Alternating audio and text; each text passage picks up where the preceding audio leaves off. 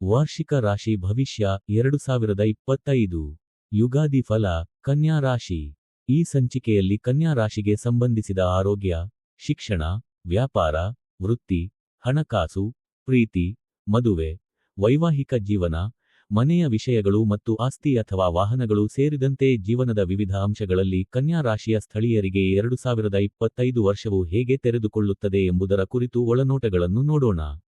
ಮತ್ತು ಈ ವರ್ಷದ ಗ್ರಹಗಳ ಸಂಚಾರವನ್ನು ಆಧರಿಸಿ ಸಂಭಾವ್ಯ ಸವಾಲುಗಳು ಅಥವಾ ಇಕ್ಕಟ್ಟುಗಳನ್ನು ಸುಧಾರಿಸಲು ಪರಿಹಾರಗಳನ್ನು ತಿಳಿಯೋಣ. ಕುಟುಂಬ ಜೀವನ. ಕನ್ಯಾ ರಾಶಿ ಭವಿಷ್ಯ 2025ರ ಪ್ರಕಾರ, ಈ ವರ್ಷ ಕೌಟುಂಬಿಕ ವಿಷಯಗಳಿಗೆ ಸಂಬಂಧಿಸಿದ ಮಹತ್ವದ ಸಮಸ್ಯೆಗಳ ಸಾಧ್ಯತೆ ಕಡಿಮೆ. ವರ್ಷದ ಬಹುಪಾಲು, ನಿಮ್ಮ 2ನೇ ಮನೆಯ ಅಧಿಪತಿ ಶುಕ್ರನು ಉತ್ತಮ ಸ್ಥಾನದಲ್ಲಿರುತ್ತಾನೆ. ಪರಿಣಾಮವಾಗಿ, ಕುಟುಂಬ ಜೀವನ ಒಳ್ಳೆಯ ರೀತಿಯಲ್ಲಿ ನಡೆಯುತ್ತದೆ. ಕುಟುಂಬ ಸದಸ್ಯರು ತಮ್ಮ ನಡುವೆ ಶಾಂತಿಯನ್ನು ಇರಿಸಿಕೊಳ್ಳಲು ಎಲ್ಲಾ ಪ್ರಯತ್ನಗಳನ್ನು ಮುಂದುವರೆಸುತ್ತಾರೆ. ಮೇ ಮಧ್ಯದ ನಂತರ, ಗುರುವು ಕುಟುಂಬದ ಸಾಮರಸ್ಯವನ್ನು ಸುಧಾರಿಸುವ ಪ್ರಯತ್ನದಲ್ಲಿ 2ನೇ ಮನೆಯನ್ನು ನೋಡಲು 5ನೇ ಅಂಶವನ್ನು ಬಳಸಿಕೊಳ್ಳುತ್ತಾನೆ. ಹೀಗಾಗಿ, ಈ ವರ್ಷ ಯಾವುದೇ ಮಹತ್ವದ ಕುಟುಂಬ ಸಂಬಂಧಿತ ಸಮಸ್ಯೆಗಳು ಬರಲು ಸಾಧ್ಯವಿಲ್ಲ. ಆದರೆ, ಉದ್ದೇಶಪೂರ್ವಕವಾಗಿ ಯಾವುದೇ ಸಮಸ್ಯೆ ಉಲ್ಬಣಗೊಳ್ಳಲು ಬಿಡಬೇಡಿ. ಕೌಟುಂಬಿಕ ವ್ಯವಹಾರಗಳ ವಿಷಯದಲ್ಲಿ, ನೀವು ಈ ವರ್ಷ ಸಂಘರ್ಷದ ಫಲಿತಾಂಶಗಳನ್ನು ನೋಡಬಹುದು. ಮಾರ್ಚ್ ವರೆಗೆ, 4ನೇ ಮನೆಯಲ್ಲಿ ಯಾವುದೇ ಕೆಟ್ಟ ಪ್ರಭಾವವಿಲ್ಲ. ಜೊತೆಗೆ ಮೇ ತಿಂಗಳ ಮಧ್ಯಭಾಗದವರೆಗೂ ಚತುರ್ಥೇಶ ಗುರುಗ್ರಹವು ಅನುಕೂಲಕರ ಸ್ಥಾನದಲ್ಲಿ ಮುಂದುವರಿಯುತ್ತದೆ. ಆದ್ದರಿಂದ, ಅಲ್ಲಿಯವರೆಗೆ, ಕುಟುಂಬ ಜೀವನವು ಸಾಮಾನ್ಯವಾಗಿ ಅನುಕೂಲಕರವಾಗಿರುತ್ತದೆ. ಅದೇನೇ ಇದ್ದರೂ, ಮಾರ್ಚ್ನಿಂದ ಆರಂಭಗೊಂಡು ಮೇ ಮಧ್ಯದ ನಂತರವೂ, ಗುರು ಇನ್ನೂ 4ನೇ ಮನೆಯನ್ನು ನೋಡುವ ಮೂಲಕ ಅನುಕೂಲಕರ ಅಂಶಗಳನ್ನು ಒದಗಿಸಲು ಪ್ರಯತ್ನಿಸುತ್ತಾನೆ. ಆದಾಗ್ಯೂ, ಕೆಲವೊಮ್ಮೆ, ನೀವು ಕೆಲವು ಗೊಂದಲ ಅಥವಾ ಅಸಂಗತತೆಯನ್ನು ಅನುಭವಿಸಬಹುದು. ಅದೇನೇ ಇದ್ದರೂ, ನಿರ್ಲಕ್ಷ್ಯದ ಕಾರಣದಿಂದಾಗಿ, ಮೇ ಮಧ್ಯದ ನಂತರ ಗೃಹ ಜೀವನಕ್ಕೆ ಸಂಬಂಧಿಸಿದಂತೆ ಕೆಲವು ಸಮಸ್ಯೆಗಳಿರಬಹುದು. ಆದ್ದರಿಂದ ಎಲ್ಲಾ ಮನೆ ಸಂಬಂಧಿತ ಕೆಲಸಗಳನ್ನು ಸಮಯಕ್ಕೆ ಮಾಡುವುದು ನಿರ್ಣಾಯಕವಾಗಿದೆ. ಅಗತ್ಯ ವಸ್ತುಗಳನ್ನು ಖರೀದಿಸಲು ಬಂದಾಗ, ಶಾರ್ಟ್ಕಟ್ಗಳನ್ನು ತೆಗೆದುಕೊಳ್ಳಬೇಡಿ.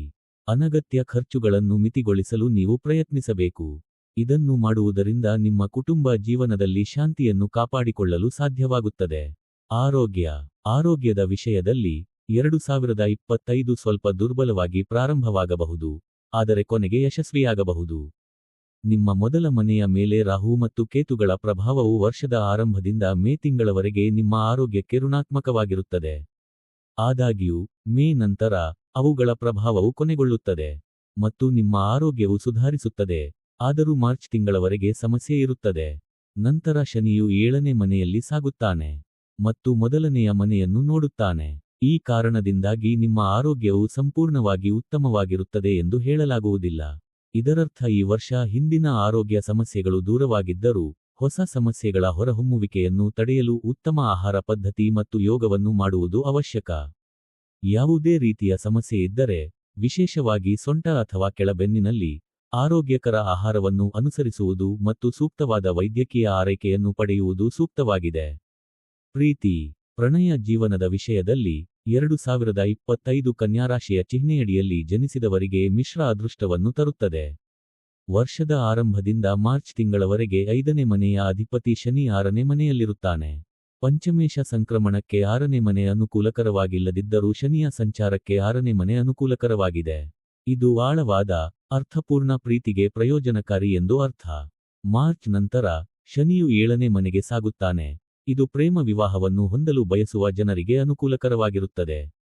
ಬೇರೆ ರೀತಿಯಲ್ಲಿ ಹೇಳುವುದಾದರೆ, 5ನೇ ಮನೆಯ ಅಧಿಪತಿ ಶನಿಯು ಪ್ರಾಮಾಣಿಕವಾಗಿರುವ ಅವರ ಪ್ರೀತಿಯನ್ನು ಮದುವೆಗೆ ಪರಿವರ್ತಿಸಲು ಬಯಸುವ ಜನರಿಗೆ ಸಹಾಯ ಮಾಡುತ್ತದೆ. ಅದೇ ಸಮಯದಲ್ಲಿ, ಟೈಮ್ ಪಾಸ್ ಮಾಡಲು ಆದ್ಯತೆ ನೀಡುವ ಜನರಿಗೆ ಶನಿಯ ಈ ಸಾಗಣೆಯು ಉತ್ತಮವೆಂದು ಪರಿಗಣಿಸಲಾಗುವುದಿಲ್ಲ. ಕನ್ಯಾ ರಾಶಿ ಭವಿಷ್ಯ 2025 ಪ್ರಕಾರ ಮೇ ಮಧ್ಯದಲ್ಲಿ ಗುರುವಿನ ಸಂಚಾರವು ಪ್ರಣಯ ಸಂಬಂಧಗಳಿಗೆ ಒಳ್ಳೆಯದು. ಶುಕ್ರನ ಸಂಚಾರವು ಸಾಮಾನ್ಯವಾಗಿ ಅನುಕೂಲಕರವಾಗಿ ಕೆಲಸ ಮಾಡುತ್ತದೆ. ಕೆಲವು ಅಸಾಧಾರಣ ಸಂದರ್ಭಗಳಲ್ಲಿ ನೀವು ಯಶಸ್ವಿಯಾಗುವ ಪ್ರೇಮ ಜೀವನವನ್ನು ಹೊಂದಲು ಸಾಧ್ಯವಾಗಬಹುದು, ಆದರೆ ಕೆಲವು ಜನರು ತಮ್ಮ ಪ್ರಣಯ ಸಂಬಂಧಗಳಲ್ಲಿ ಅತೃಪ್ತರಾಗಬಹುದು. ಈ ಅರ್ಥದಲ್ಲಿ, 2025ರಲ್ಲಿ ನಿಮ್ಮ ಪ್ರೀತಿಯನ್ನು ಕಂಡುಕೊಳ್ಳುವ ಸಾಧ್ಯತೆಗಳು ಮಿಶ್ರವಾಗಿರಬಹುದು. ವೃತ್ತಿ. ವೃತ್ತಿಯ ದೃಷ್ಟಿಕೋನದಿಂದ, 2025 ಕನ್ಯಾ ರಾಶಿಯವರಿಗೆ ಸರಾಸರಿ ವರ್ಷವಾಗಿರಬಹುದು. ಕೆಲವು ಅಡಚಣೆಗಳು ಉಂಟಾಗಬಹುದು, ಆದರೆ ಪ್ರಗತಿ ಸಾಧ್ಯ. ವರ್ಷದ ಆರಂಭದಿಂದ ಮಾರ್ಚ್ ತಿಂಗಳವರೆಗೆ ಶನಿಯ ಮಂಗಳಕರ ಸಂಚಾರದಿಂದ ನಿಮ್ಮ ಕೆಲಸವು ಬಲಗೊಳ್ಳುತ್ತದೆ. ನೀವು ಹೆಚ್ಚಿನ ಪ್ರಯತ್ನವನ್ನು ಮಾಡಬೇಕಾಗಿದ್ದರೂ ಸಹ ನಿಮ್ಮ ಮೇಲ್ವಿಚಾರಕರು ನಿಮ್ಮ ಕೆಲಸದಲ್ಲಿ ತೃಪ್ತರಾಗುತ್ತಾರೆ. ಮುನ್ನಡೆಯುವ ನಿಮ್ಮ ಸಾಮರ್ಥ್ಯವು ನಿಮ್ಮ ಶ್ರದ್ಧೆ ಮತ್ತು ಕಂಪನಿಯ ಶಕ್ತಿ ಎರಡನ್ನೂ ಅವಲಂಬಿಸಿರುತ್ತದೆ. ಕನ್ಯಾ ರಾಶಿ ಭವಿಷ್ಯ 2025 ನೀವು ವೃತ್ತಿಜೀವನವನ್ನು ಬದಲಾಯಿಸಲು ಆಯ್ಕೆ ಮಾಡಿದರೆ ಈ ವರ್ಷವು ನಿಮಗೆ ಪ್ರಯೋಜನಕಾರಿಯಾಗಿದೆ ಎಂದು ಹೇಳುತ್ತದೆ. ಮಾರ್ಚ್ ತಿಂಗಳಿನಿಂದ ಮೇ ವರೆಗೆ ನಿಮ್ಮ 6ನೇ ಮನೆಯಲ್ಲಿ ಯಾವುದೇ ನಕಾರಾತ್ಮಕ ಪ್ರಭಾವ ಗೋಚರಿಸುವುದಿಲ್ಲ. ಪರಿಣಾಮವಾಗಿ ಈ ಮಧ್ಯೆ ನೀವು ಕೆಲಸದಲ್ಲಿ ಆರಾಮವಾಗಿರುತ್ತೀರಿ. ರಾಹುವಿನ ಸಂಚಾರವು ಮೇ ತಿಂಗಳಿನಿಂದ ಪ್ರಾರಂಭವಾಗುವ ಕೆಲವು ಸಣ್ಣ ಅಡಚಣೆಗಳಿಗೆ ಕಾರಣವಾಗಬಹುದು. ಆದರೆ ಧನಾತ್ಮಕ ಅಂಶವೆಂದರೆ ಅಡ್ಡಿಗಳ ನಂತರ ವಿಷಯಗಳು ಸಹಜ ಸ್ಥಿತಿಗೆ ಮರಳುತ್ತವೆ ಮತ್ತು ನೀವು ಯಶಸ್ಸನ್ನು ಸಾಧಿಸಲು ಸಾಧ್ಯವಾಗುತ್ತದೆ ಮತ್ತು ವಿಜೇತರಂತೆ ಪರಿಗಣಿಸಲ್ಪಡುತ್ತೀರಿ. ಹಣಕಾಸಿನ ವಿಷಯದಲ್ಲಿ 2025 ಕನ್ಯಾ ರಾಶಿಯವರಿಗೆ ಸಾಕಷ್ಟು ಉತ್ತಮ ವರ್ಷವಾಗಿರಬಹುದು. ನಿಮ್ಮ ಪ್ರಯತ್ನಗಳು ಫಲ ನೀಡುತ್ತವೆ ಮತ್ತು ನೀವು ಹಣವನ್ನು ಗಳಿಸುವುದನ್ನು ಮುಂದುವರಿಸುತ್ತೀರಿ. ಯಾವುದೇ ಗ್ರಹವು ನಿಮ್ಮ ಹಣದ ಮನೆ ಅಥವಾ ಲಾಭದ ಮನೆಯ ಮೇಲೆ ದೀರ್ಘಕಾಲೀನ ಹಾನಿಕಾರಕ ಪರಿಣಾಮವನ್ನು ಬೀರುವುದಿಲ್ಲ. ನಿಮ್ಮ ವ್ಯಾಪಾರ ಅಥವಾ ಉದ್ಯೋಗದಲ್ಲಿ ನೀವು ಎಷ್ಟು ಉತ್ತಮವಾಗಿ ಕಾರ್ಯನಿರ್ವಹಿಸುತ್ತೀರಿ ಎಂಬುದರ ಆಧಾರದ ಮೇಲೆ ನೀವು ಗಣನೀಯ ಪ್ರಮಾಣದ ಹಣವನ್ನು ಗಳಿಸಲು ಮತ್ತು ಹಣಕಾಸಿನ ಪ್ರಯೋಜನಗಳನ್ನು ಪಡೆಯಲು ಸಾಧ್ಯವಾಗುತ್ತದೆ. ಗುರುವು ನಂತರ ಕರ್ಮದ ಮನೆಯಲ್ಲಿರುತ್ತಾನೆ, ಸಂಪತ್ತಿನ ಮನೆಯನ್ನು ಗಮನಿಸುತ್ತಾನೆ. ಇದು ಆರ್ಥಿಕ ಉಳಿತಾಯಕ್ಕೆ ಸಹಾಯ ಮಾಡುತ್ತದೆ. ನಿಮ್ಮ ಆದಾಯದ ಆಧಾರದ ಮೇಲೆ ನೀವು ಸಾಕಷ್ಟು ಉಳಿತಾಯವನ್ನು ಹೊಂದಿರುತ್ತೀರಿ ಎಂದು ಇದು ಸೂಚಿಸುತ್ತದೆ. ಈಗಾಗಲೇ ಉಳಿಸಿದ ಹಣವನ್ನು ಉಳಿಸಲು ಗುರುವು ಲಾಭದಾಯಕವಾಗಿರುತ್ತದೆ. ಕನ್ಯಾ ರಾಶಿಯ ಜಾತಕ 2025 ಪ್ರಕಾರ ಶುಕ್ರನ ಸಂಕ್ರಮವು ಸಾಮಾನ್ಯವಾಗಿ ನಿಮ್ಮ ಸಂಪತ್ತನ್ನು ರಕ್ಷಿಸಲು ನಿಮಗೆ ಸಹಾಯ ಮಾಡುತ್ತದೆ. ಆರ್ಥಿಕ ಅಂಶಗಳ ವಿಷಯದಲ್ಲಿ 2025 ಸಾಮಾನ್ಯವಾಗಿ ಉಳಿತಾಯವನ್ನು ಹೊಂದಿರುತ್ತೀರಿ ಎಂದು ಇದು ಸೂಚಿಸುತ್ತದೆ. 2025 ಸಾಮಾನ್ಯವಾಗಿ ಧನಾತ್ಮಕ ಫಲಿತಾಂಶಗಳನ್ನು ತರಬಹುದು ಎಂದು ನಾವು ಇದರಿಂದ ತೀರ್ಮಾನಿಸಬಹುದು. ಪರಿಹಾರಗಳು: ನಿಯಮಿತವಾಗಿ ಕಪ್ಪು ಹಸುವಿಗೆ ಆಹಾರ ನೀಡಿ. ಪ್ರತಿದಿನ ಗಣಪತಿಯನ್ನು ಪೂಜಿಸುತ್ತಾ ಇರಿ. ನಿಮ್ಮ ಹಣೆಯ ಮೇಲೆ ನಿಯಮಿತವಾಗಿ ಕುಂಕುಮ ತಿಲಕವನ್ನು ಹಚ್ಚಿಕೊಳ್ಳಿ. ಬೇರೆ ರಾಶಿಗಳ ವಾರ್ಷಿಕ ಫಲಗಳನ್ನು ತಿಳಿಯಲು ನಮ್ಮ ಕನ್ನಡ ನೀತಿಕಥೆಗಳು ಚಾನೆಲ್ಗೆ ಭೇಟಿ ಕೊಡಿ. ದಯವಿಟ್ಟು ಲೈಕ್ ಮಾಡಿ, ಶೇರ್ ಮಾಡಿ ಮತ್ತು ಸಬ್ಸ್ಕ್ರೈಬ್ ಮಾಡಿ. ಮುಂದಿನ ಅಪ್ಡೇಟ್ಗಳಿಗೆ ಬೆಲ್ ಬಟನ್ ಪ್ರೆಸ್ ಮಾಡಿ.